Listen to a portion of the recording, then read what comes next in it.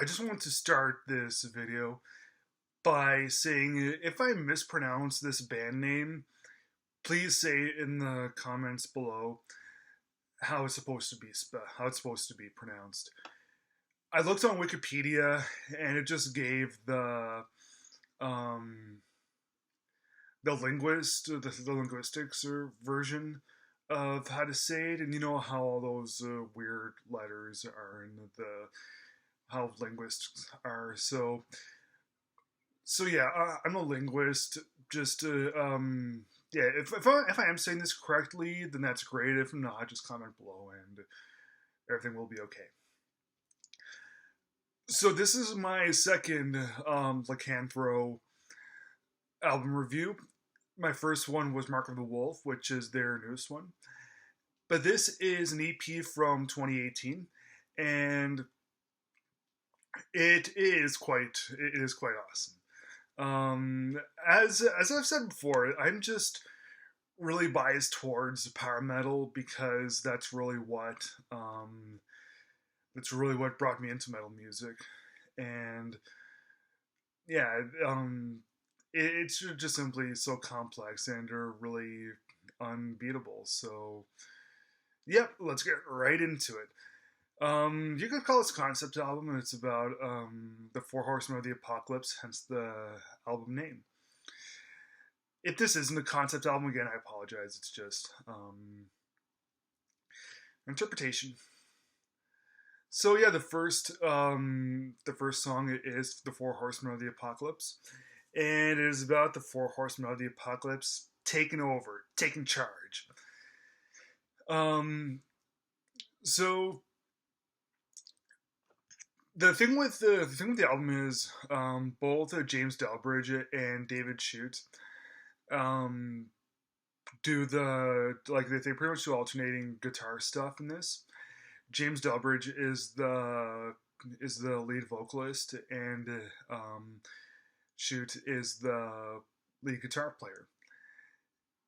Now, of course, one's going to be better than the other because one is primarily the guitar player, and the other one's primarily the singer. But considering what we've got, it's pretty amazing. Like even if they were to switch roles and have the singer, who's James, be the guitar player, he would still pull this off. He's a really awesome guitar player.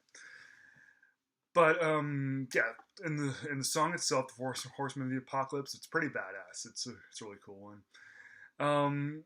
There's the only thing that I thought was kind of a flaw with this was I thought it got a little bit repetitive, but the riff, I thought that they started playing the riff a little too often.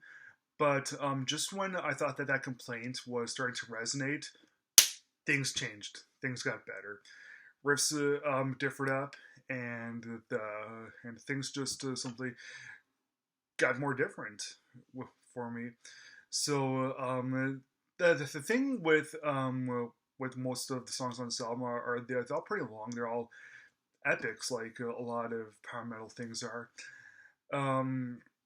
If they would have kept the repetitive nature that I had my initial complaints about, they would have kept that up throughout the whole thing, and then I probably wouldn't have liked the song. But because things started to change just as I started to think they should, it's getting a little bit repetitive. Because of that, because they were able to change that just when that complaint was starting to resonate with me, it's things got changed for the better, and now I don't see any problems with this. Fog of War is track number 2. It is about divine evil up above, causing all the bad on Earth. Up above, you know. Now the guitar playing is better in this. This one's also simply the better song, I'd say. Of course, no disrespect to Four Horsemen of the Apocalypse, but this one I just simply thought was a little bit better. Nothing wrong with that, right? Number 3 is a Plague Land. slash King of Decay. This one has great imagery of the Four Horsemen.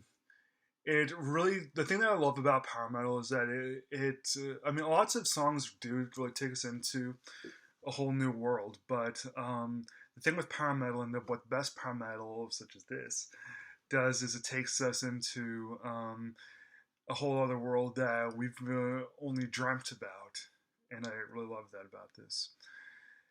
Um, yeah, this one right here, the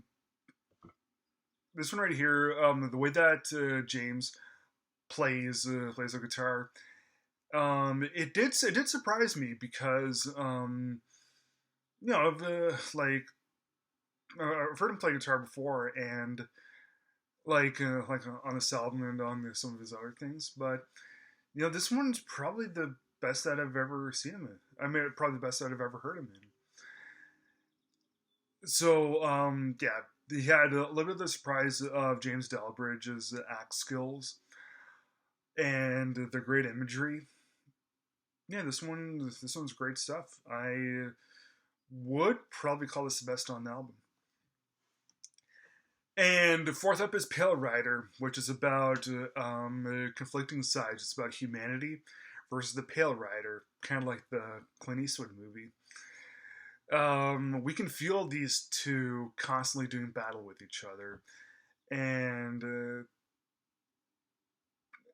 this one, yeah, when I was listening to this album, I would consider either this one or Plague the Land slash King of Decay to be one of the best of the album. Um, yeah, if I when I go back to this and listen to it, I might change my mind and I might call Pale Rider the better one. Whatever, they're both really great songs. It's this is like very really classic power metal stuff. Um, yeah, this album really reminded me of early Blind Guardian stuff, like the Fall of the Blind era. Of course, Blind Guardian being the biggest benchmark for power metal, as I mentioned in my Mark of the Wolf album review. That I think that James Delbridge is in the same realm as Hansi Kirsch from Blind Guardian. Um, yeah, he is simply that good. And Hansi um, being the benchmark for all vocalists to me, not just power metal, but vocals in general. Yeah, this is really cool stuff here. Um, yeah, the thing that doesn't really get a whole lot of talk about are some album covers, and of course, this one has a really cool look to it. Um, like you have the Four Horsemen and they're like possessing Earth, and it's like bleeding from the bottom, and it's pretty sick. It's really awesome stuff. It's nice and creative too. Um, I actually like this front cover more than the Mark of the Wolf. Um, of course, Mark of the Wolf is the better. It's a better album because um, it's a full album. But I would say that this one is the better, has a better front cover to it. Thing is, you can really see a great band in the making with the Four Horsemen of the Apocalypse. You can see that this band is really destined for great things. Is this album a true masterpiece? I would say no, but it does come pretty close. The thing with EPs is that you can only get the gist of what the band is trying to get at, while this one right here, because most of the songs on this are epics. It's like they're really trying to pack as much as they possibly could, really show as much as they possibly could that they were the real thing, that they were the true thing, that they were going to be the next Sabaton or the next Manowar. Yeah, this is a pretty sick album. I said listen to it as soon as you can. It's great.